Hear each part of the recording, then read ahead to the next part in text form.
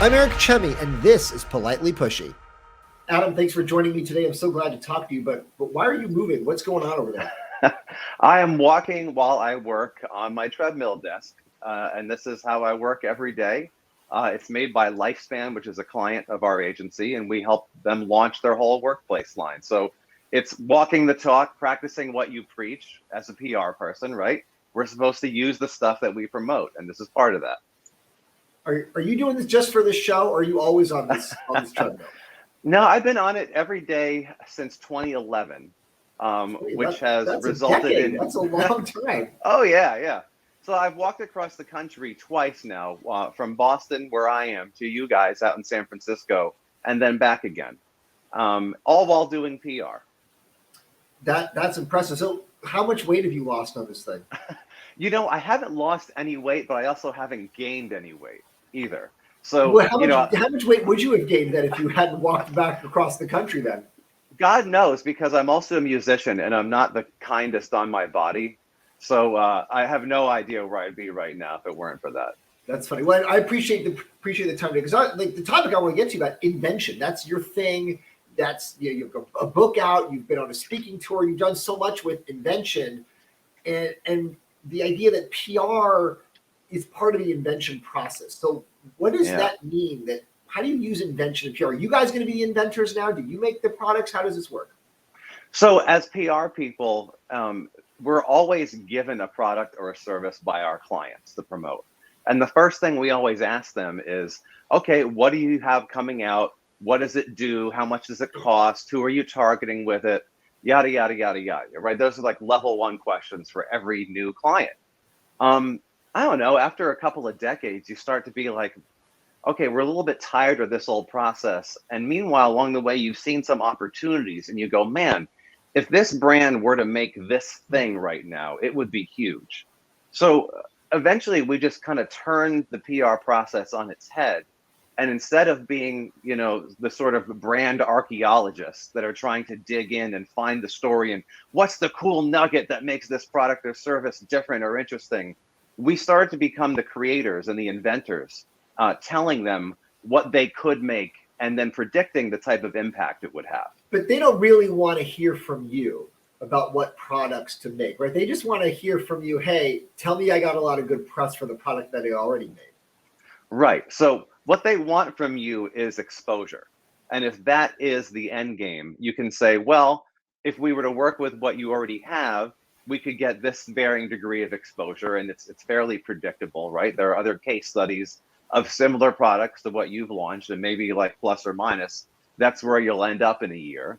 Or we could do this moonshot and just leave your competitors in the dust creatively and in terms of coverage too. What are some examples of products that you wish you had invented? Well, one I really look up to, and I categorize inventions in PR three different ways, okay? So I call type 1, that's when you're making a whole new category of product that never existed before. Okay. Type 2 is when you're coming out with a line of something. It's existed, but there's newsworthiness baked into this line of product. And then type 3 I call transformation. And that's when you're taking something every day in one twist, making it extraordinary enough to warrant coverage. So one I really look up to actually won one of Time Magazine's Inventions of the year it came out. And it's called My Special Aflac Duck. And it's an animatronic duck. Wait, say that again? My special duck? It's called My Special Aflac Duck.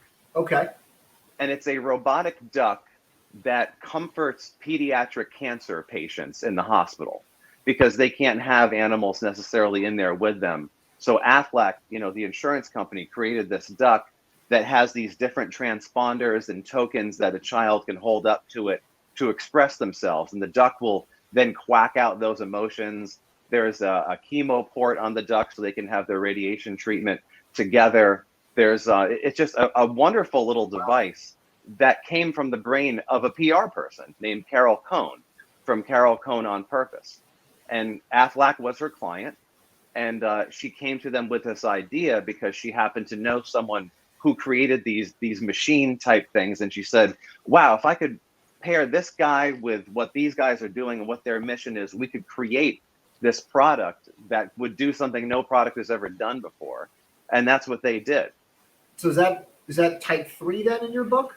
That would be a type 1 because it's a new category. Okay. Yeah, this kind of comfort animal robotic hospital thing just didn't exist before that. That's a really good one, yeah. Because at first I thought you were going to just tell me it's a stuffed animal, right? They just send a little stuffed duck, but the fact that it's robotic, it does stuff. That's much more compelling. Yes. So that type 1, the thing to keep in mind is that it does something functionally different than anything else. And what I like about that one in particular is because it has a reason for existing. And as we kind of chop these inventions down and look at them a little bit, slice and dice a little bit deeper, you'll see some of them are very useful and serve a purpose. And some of them are just kind of frivolous, fun brand exercises. Some of them are real, like you can actually touch and hold them and buy them. And some are just computer renderings, complete concepts, right? So that's why I hold that one up as such a great example. Another one I loved was called the Coors Light, and it was a light up beer tap from Coors. Oh, the light. I see. You've changed. Yeah, it was called the Coors Light. Okay. And whenever Budweiser's social media platforms posted something negative about Coors, it would light up. And then the bars that had it, they would buy a free round of Coors for everyone in the bar. So it was this amazing move where one brand took another brand's negativity and created an invention that spread this positivity that did something that no beer tap had ever done before, right? That's another type 1. So did you create this concept of invention in PR, or are you just noticing that it's already there and sort of letting others know that this is an approach that they should take? What's your So for about the span of 3 years, every campaign we did happened to be along this theme. And it was purely by accident. It was just a matter of what could we do that would have the most impact for these clients. The first one was a type 1, and it was the world's first album on a beer can. So it was a beer that was brewed to pair with an album from an indie band. And when you listen to it, like the brewers got a rough cut of the record, they brewed what it inspired. And there was a social media trigger on the label that if you were to tweet this as the drinker, you'd get a message back from the band with a link to the album and some really fun copy that all tied into the concept. So that was the first one. And I call this the Invention in PR trilogy, right? So that was the first one, and it was a type 1. And also a little bit of a type 3 because there's a transformative element to that too, because you're turning an album into a beer and a beer into an album and giving each more impact than they would have had by themselves. The type 2 that we did after that was for a chain of organic cafes where I think we were tasked with launching a couple of new locations, and the locations were already open. So, news was already saying, well, that's kind of old news. They've already been open for a couple of months. So we said, okay, what can we make that would be new there? So we developed new menu items for them with a collection of influencers, and we named the menu items after the influencers' handles and brought them in behind the kitchen, and they were all based on what they ate growing up as young people. And a portion of proceeds got to go to the nonprofit that they all got to choose. So that was a type 2. Like it was a falafel salad, right? But there was something really interesting about this particular falafel salad and where it came from and the story behind it that was conceived before the product was, right? So that's an invention type 2. And finally, the type 3, the transformative one that we did was to answer your first question, what if the product already exists? And the client's like, we already have stuff. Go work with the stuff we have. So this was for a baby gear brand called Summer Brands. And they had a monitor, they had a bath seat, they had a stroller. And we said, how can we tie all this stuff together for Mother's Day PR campaign? So we created the world's first team of all pregnant comic book superheroes. So we had Aquamom, and her secret power was equipped with that bath seat, and she calmed the waters at bath time. We had the Mometer, Agent Mometer, and she could see and hear anything with her summer infant baby monitor, et cetera, et cetera, et cetera. We based them all on real life people from different parts of the country. Say that phrase again. The world's pregnant comic. Say that phrase again. So they were called the Mom Squad. and they were the world's first team of pregnant comic book superheroes. World's first team of pregnant comic book supers. And you came Yes. up with that? Who actually came up with that? So we came up with that, and we said, what if you were to make this? If we can't remake the products, they're already made, what if we create this avatar around the product? Now, we originally said, why don't we just make one comic book superhero? She'll be like Batman with a baby bump, right? To show the power of pregnancy and the power of pregnant women. And the client said, can we do a whole team of them? And we said, yes, but we have to brand them together as some kind of a unit. And that's how the Mom Squad came to be. Does this only work because you're an outsider? You're running your own agency, you're not in-house. Do people who are in-house not have that same kind of ability because they don't want to get fired? They don't want to work up the chain and a COO says, right. You're fighting the wrong department, but you can do it. Adam can do it because he doesn't work here. He runs his own company. Eric, that is one of the reasons agencies exist. And, the truth is, I'm sure a lot of people inside our clients and other clients have great ideas. But there's that old saying that you can't be a prophet in your own land. And that's something I learned pretty early in my career, especially if you're working in-house, is for some reason, some companies just don't think a good idea can come from inside. And they spend a lot of resources hiring agencies to give them that stuff and that outside perspective. So yeah, to answer your question, there's a ton of creative people in companies that I'm sure are coming up with some of this stuff too. And there's also that mentality that's like, yeah, but like we have to take this outside and see what they think, at least for the gut check. Right. We need somebody who's wearing a cool leather jacket, who's got a treadmill desk, and they're in a band. That's the guy. That's right. Someone who just clearly has no like skin in the thing and is just going to tell you what he thinks. What about the idea, the whole Apple thing, right? Oh, they never had focus groups. They didn't do research. Steve Jobs just said, this is the product you want. I invented it for you. Here you go. How much of that ethos is relevant to this conversation? Yeah, so there's an approach, and the traditional approach to PR that you're taught is that research always comes first, right? And I disagree with that wholeheartedly, because when you approach a problem for the first time, even knowing nothing about that problem, you're going to come up with ideas that if you had more information, you would never come up with. Now, I'm not going to say those are the right ideas, but it's like, don't give up that dribble by filling your head with stuff in the very beginning. Just allow yourself. What's an example of that? Give me an example. Something that you said, as you have more information, use the idea. What's an example?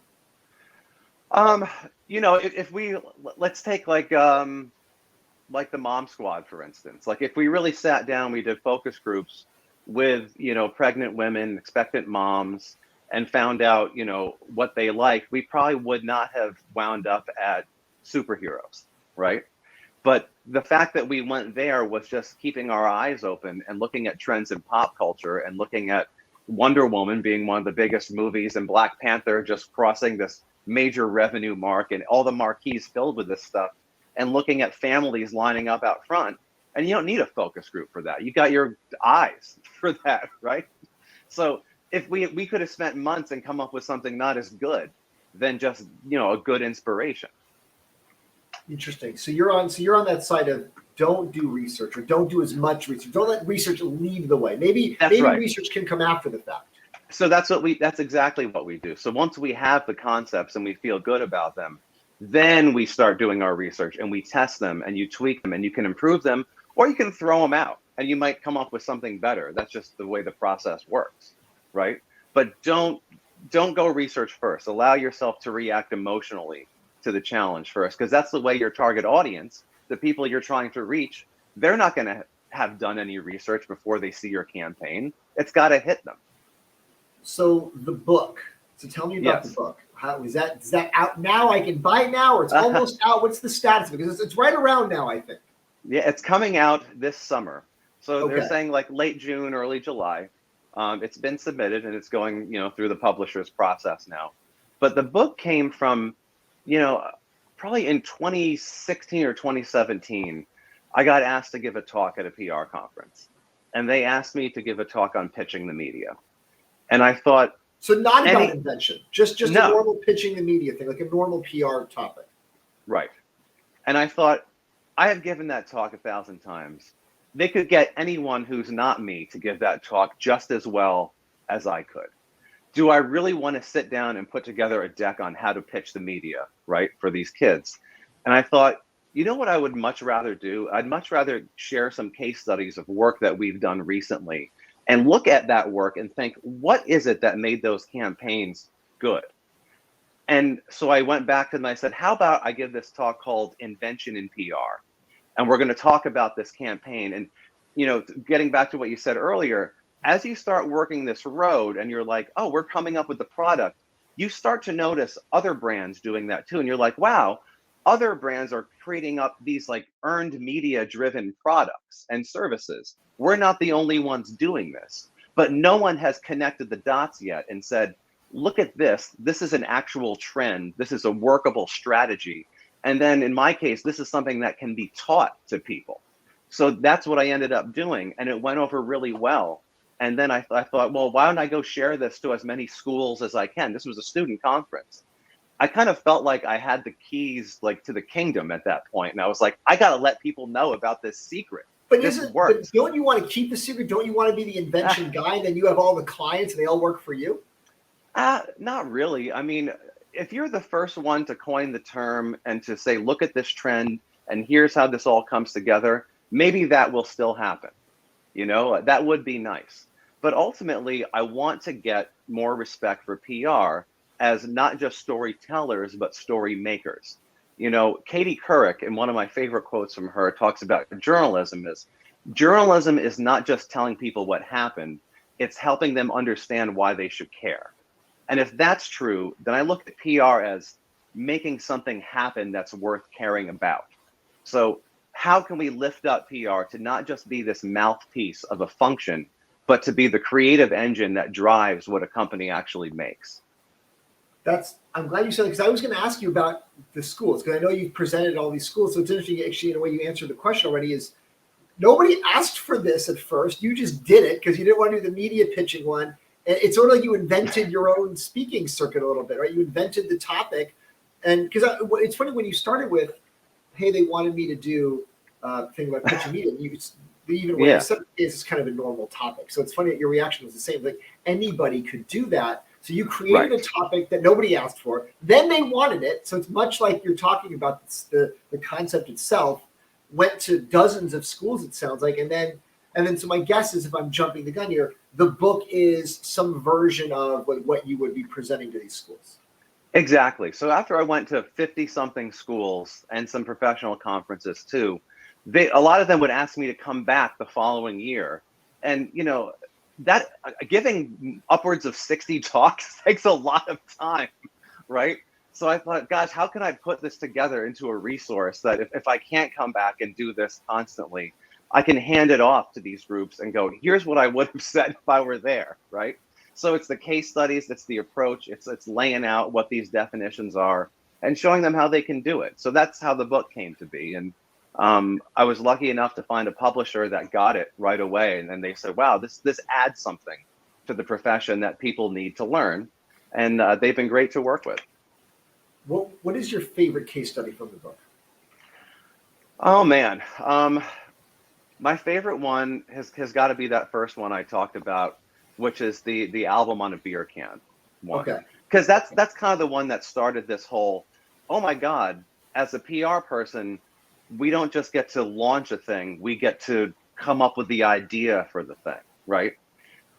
That case study is very near and dear to my heart because I'm also in the band whose album it was. So it was our fifth record, or fourth record I think our fourth record.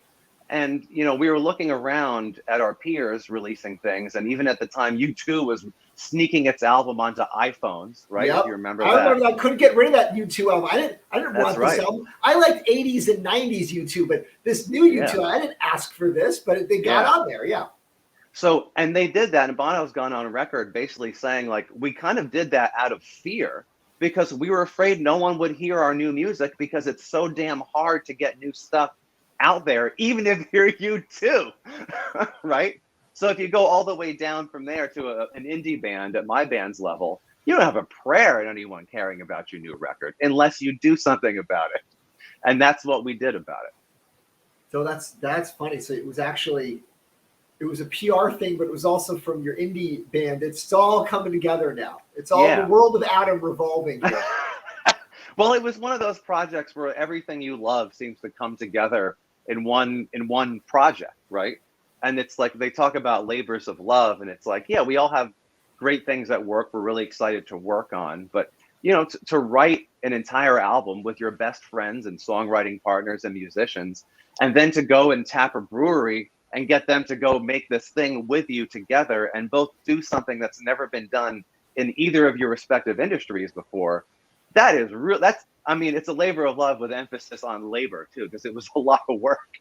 So how do you top that for the band's next album then? Oh man, we have not thought about that yet. And we did do another beer can album after that using Spotify codes because that technology didn't exist the first time. Right. So we just wanted to evolve that concept a little bit, do the next iteration of it, and just kind of prove that this is a viable way to release new audio content if you're a music maker. So we had to do it a couple of times just to be like, hey, other bands, like, get the memo here. You can be doing this too. We want you to do this. But We want you to be heard. Copycat. If someone else does the beer, the beer can album, is it like, oh, they're just copying Adam, right?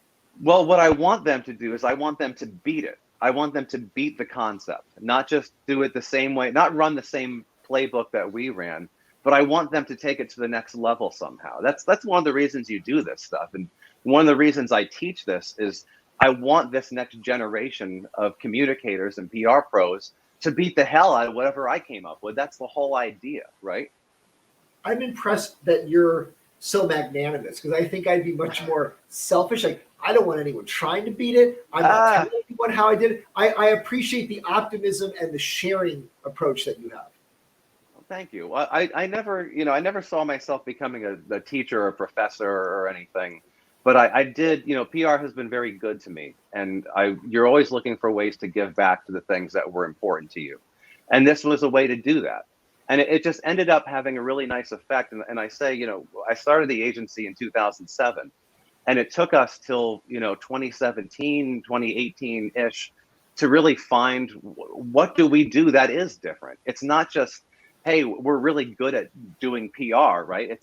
We have this particular thing that we specialize in that still to this day, and I've been talking about it for years, no other firm has said we're the invention people, right? So it helped us find our purpose as an agency eventually.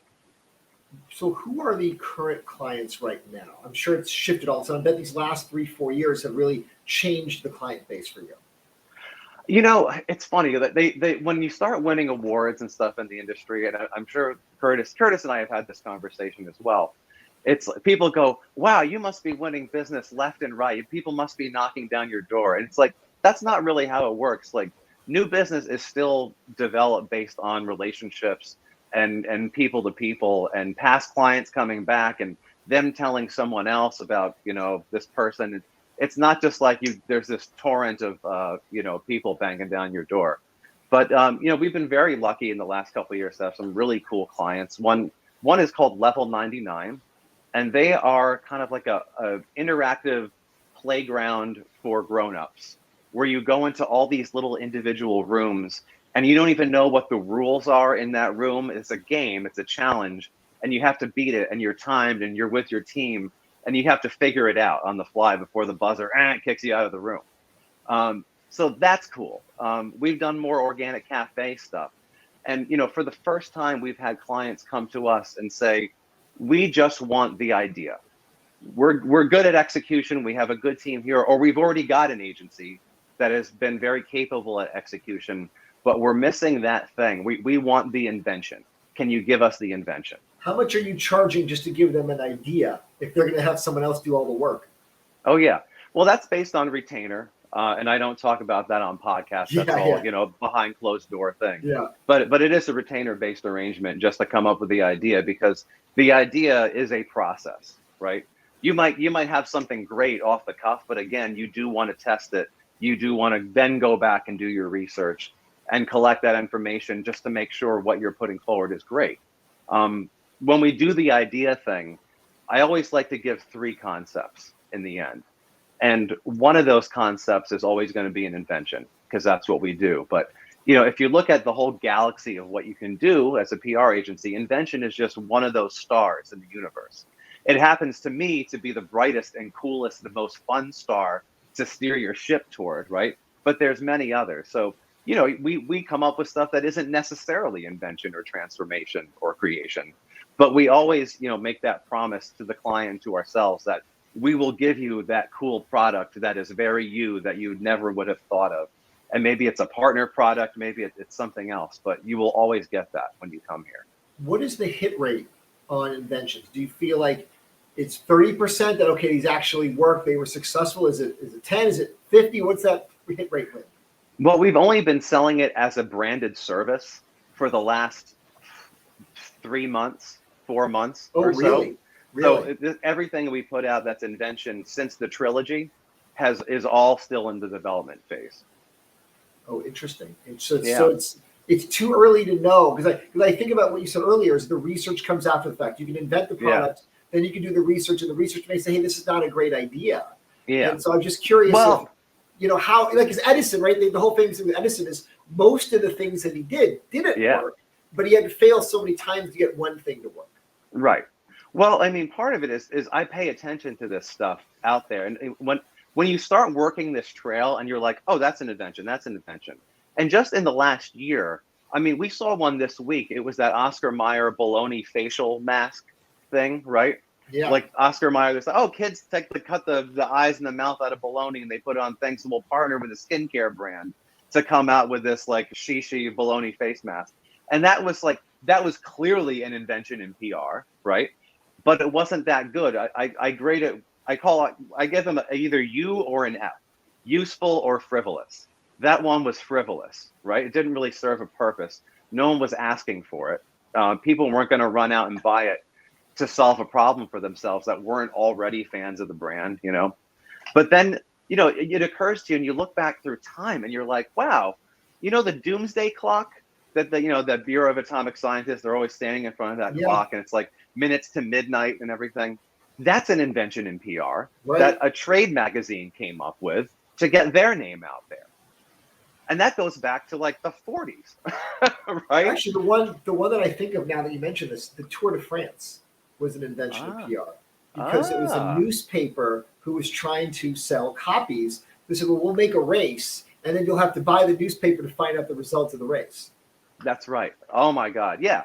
And it sounds kind of crazy because you're like, oh, well, to promote this one thing, we've got to make something else. Yeah. And it sounds like a ton of work, but it works. One of your questions, Eric, you said something about what if clients say like, well, we already have product people. Like, why would we listen to you? We have a product development team. And as I think about that, the transformation move comes into play quite a bit.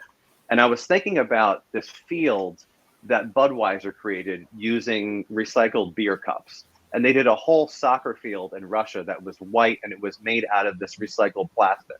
Now, Budweiser's beer development team, I'm sure, was still cranking away on their many different facets and permutations of Budweiser. They were still doing their thing, but the marketing people said, well, let's develop this. And sometimes you hire that outside industrial design firm to make the idea real. And the company doesn't have to shift all its gears. And we're now in the business of making soccer fields, right? You can just outsource that piece of it. What you mentioned some of these big brands just now, the U's and F's. What are a couple of examples when you just look around externally, neutrally, big brands that have done something in this space that you're like really blown away by? This is a solid, all caps, big bold U. Lego is great at that. They come up with a different Lego set that's tied to current events, and it might be gay pride, it might be braille bricks for the blind. There's always like a reason and a meaning behind the things that they invent. One I was just looking at, it's very COVID specific. It was a Mountain Tap Brewery was the name of the restaurant. It was in Steamboat Springs. And this just goes to show you how you don't have to be a mega brand to do this. They were taking out of service gondolas, like ski gondola cars, and turning them into outdoor socially distant dining cars for the pandemic. That's a transformation. It made national news. It was on Travel and Leisure. It hit everywhere you'd want, say, a restaurant to hit. And I love that kind of scrappy approach to it. It's almost a little too easy when big brands do this because they've already got the brand recognition. Right. When KFC says we're making a gaming console that heats your fried chicken, that's super fun and super cool. And like, yeah, it does have a purpose. That's good, but we're paying attention to it because they're already KFC. Right. They have the advantage of just they're going to get press whether Right. theirs is a U or an F. Right. Exactly. And COVID, certainly the last couple of years with the work from home, the Zoom, right? We're doing this podcast virtually, digitally. It's really changed. And I wonder, like you mentioned the restaurant example, that was a COVID affected example. Have you seen more innovation, more invention, more great ideas in the last couple of years because everyone's having to readjust and adapt to this new environment?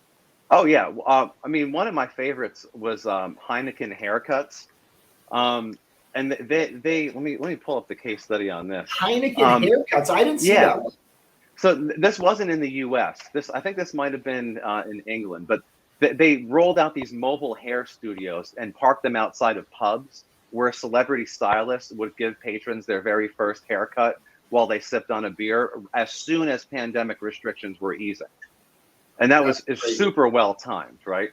Yeah. When puzzling got big during the pandemic, you saw a lot of brands creating these, Heinz created that 570-piece ketchup puzzle that was all red to really keep you busy. Yeah, good luck with that. Oh yeah, I mean, there were so many cool like riffs on the stay at home and the distant thing. And then there was this one bar in another country that launched a microsite called I Miss My Bar, and it had all these faders on it labeled with different bar sounds. So it was like the clinking of glasses, rain against the window, the noise of patrons, and you could just mix the sound of a bar in your living room if you missed going out to a bar. And just brilliant stuff.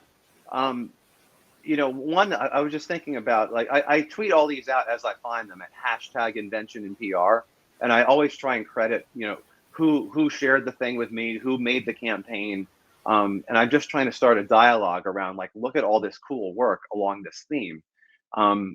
There was Breyers, they did cookie coverage campaign, and this was if you didn't get a good cookie to cream ratio, they launched an insurance policy that would give you some kind of a refund. So it was like a food brand launching an insurance product for this. And so there's a lot of power in that sort of crossover you see happening a lot. It's like, oh, Breyers is releasing insurance.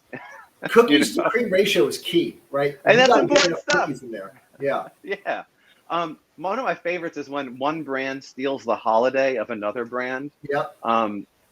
They were doing this a lot on like National like Pizza Day. IHOP came up with the Pancisa, and it was a giant pancake that looked like a pizza, and everyone was talking about them instead of all the pizza brands on National Pizza Day. It was like brand piracy, and I loved it. Reese's came out with one this past Thanksgiving, and it was like a pumpkin pie, but it was just like a giant Reese's peanut butter cup, and it was the Reese's 9-inch cup pie. What are some? Go ahead. I interrupted you. Well, I was just about to say I'm giving a lot of food and beverage examples, and the reason for that is it's kind of easier for these guys to do it because their products have a very short shelf life. It's not the same as making a thing that has to sit on a shelf somewhere.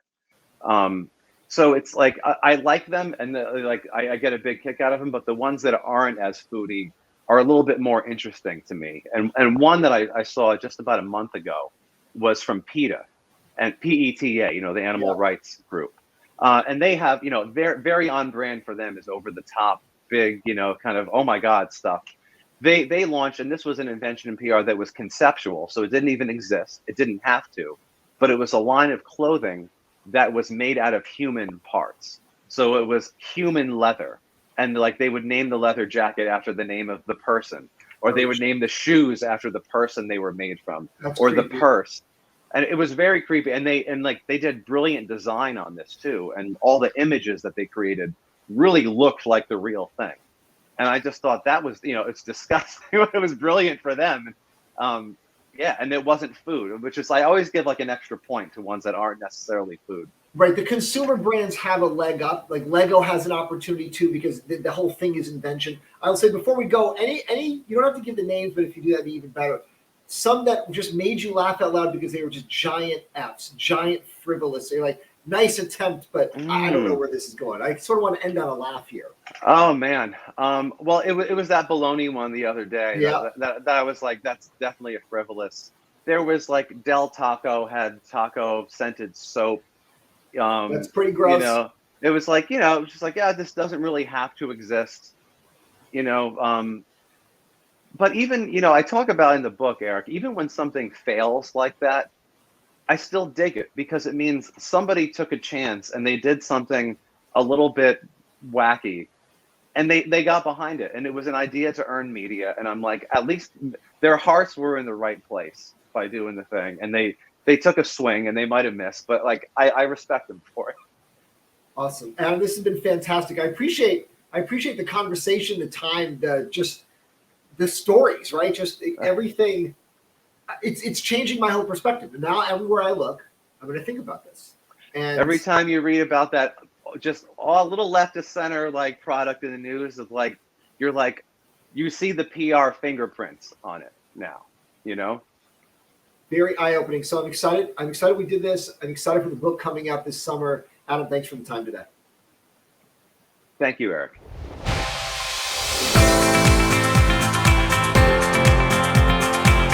Thank you to my guest, and thanks for listening. Subscribe to get the latest episodes each week, and we'll see you next time.